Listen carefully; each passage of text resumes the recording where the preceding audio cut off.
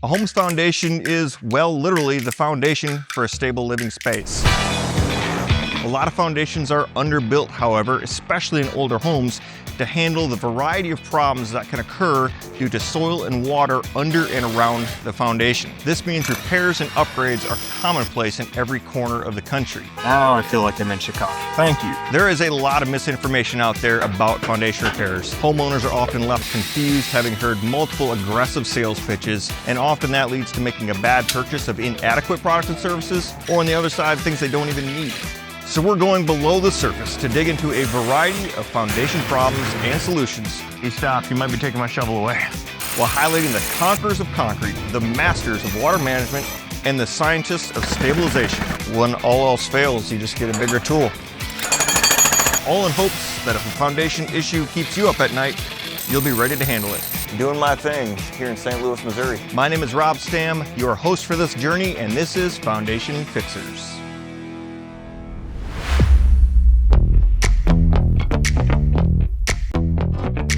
Land of the tiniest parking spaces that I have ever seen in my life.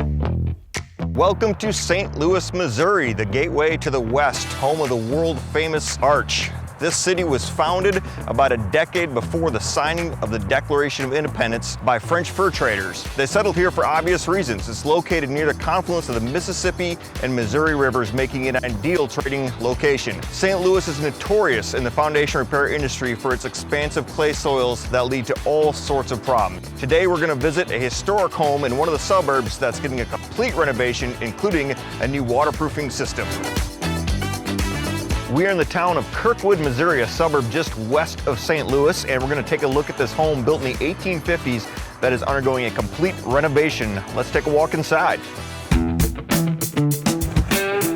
All right, hey, I'm here with Matt Hayes from Home Shield Foundation Repair. What's going on, man? How are you, man? Good to see you. Good to see you. Yeah. So tell us what's going on here in this lovely 1850s basement. 1850s basement. This one's pretty cool. So about 3 months ago, I met this customer. She was having massive problems with this property that she just purchased, and the water was just seeping out of these walls. In our area, we have clay, a very high density soil, so the soil on the outside of all this foundation is just holding water. So when we get, gosh, it could be an inch of rain, 5 days later, the ground is still wet, 12 inches below the sod out there. So talk me through what you guys are going to do here today. Long story short, we're going to have to break out the perimeter of this basement, so all the way around, okay. We're going to break out 18 inches of concrete. We're going to expose that footer. We can't go below the footer because we don't want to risk washout. These guys did a really good job 175 years ago. We don't want to mess that up. Yeah. But what we do want to do is we want to add adequate drainage. And this basement floor isn't exactly sloped the best, so we're going to put our pit over in that corner.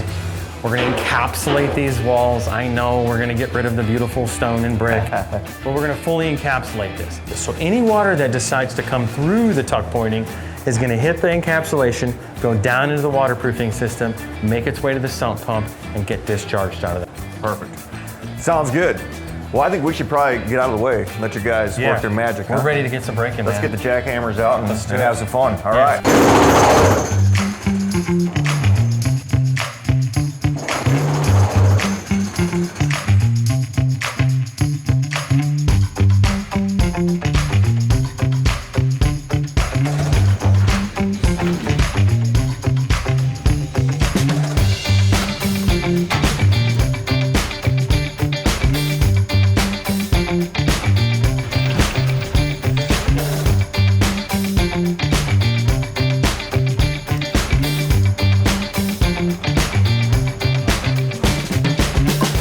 So in addition to the foundation work being done in the basement, there's also some renovation happening to the exterior of this home. My man Ben here is doing what's called tuck pointing. And what they've done here, similar in the basement, is they clean out these mortar joints here with a saw, spray them down, and then come back in with this mortar to fill in all the gaps. This adds a structural element to the house to make sure the bricks are still bonded together. It creates a very nice aesthetic finish that looks very similar to when the house was originally built, and adds a waterproofing element to it. So it's a very skilled art that's applied a lot to exteriors and interiors of homes, and I'm excited to see this when it's all said and done.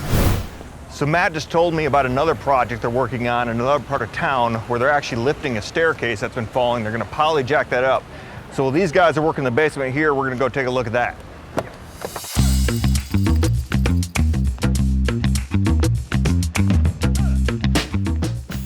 right, we're gonna lift some concrete. You must be Brady? Yes, sir. Brady and Rob, it's good to meet you. Yeah, so tell us how this works, this polyjacking process. What we're gonna do is we're gonna drill a hole. Okay. I'm gonna insert that gun into the hole and slowly pump an A and a B inside there. And as that happens, they mix.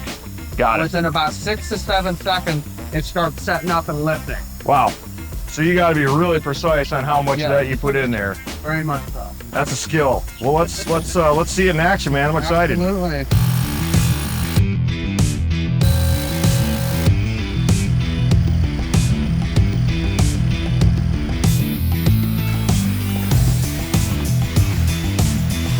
Let me work my pan a little bit here.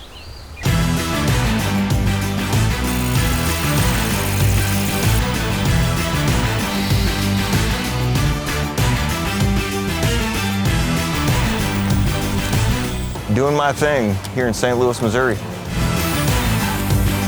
All right, we're wrapped up here with polyjacking, so we're gonna head back and check on the other guys. So thank you, Brady. Appreciate you guys having us out and showing us how that works, and we'll see you on another project someday. All right, man. Thank you.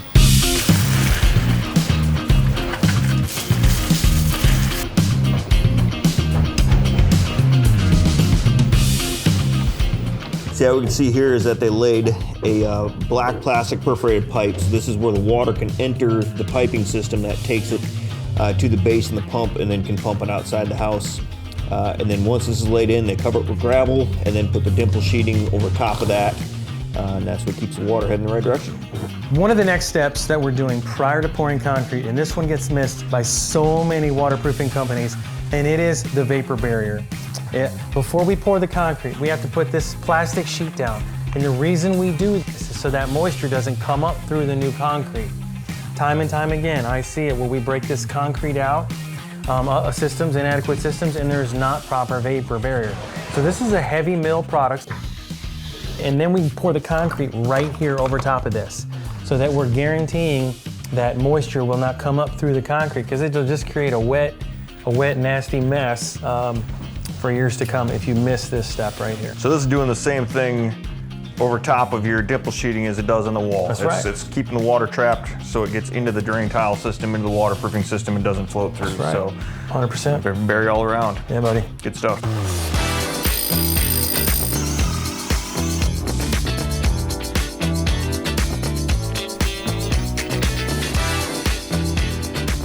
So this is that discharge line coming out of the pump, and they're gonna dig a trench here. The general contractor's gonna dig this in, run pipe in there, and they're actually adding a landscaping feature over some of those parking spaces, and then the water will discharge in there and head away from the house, which guarantees that water can't come back towards the foundation. So once that is complete and the inspector has signed off on the repair, they'll come in, they'll pour that concrete over top of the drain tile, they'll put the vapor barrier in, and that'll be a finished foundation, all problems solved.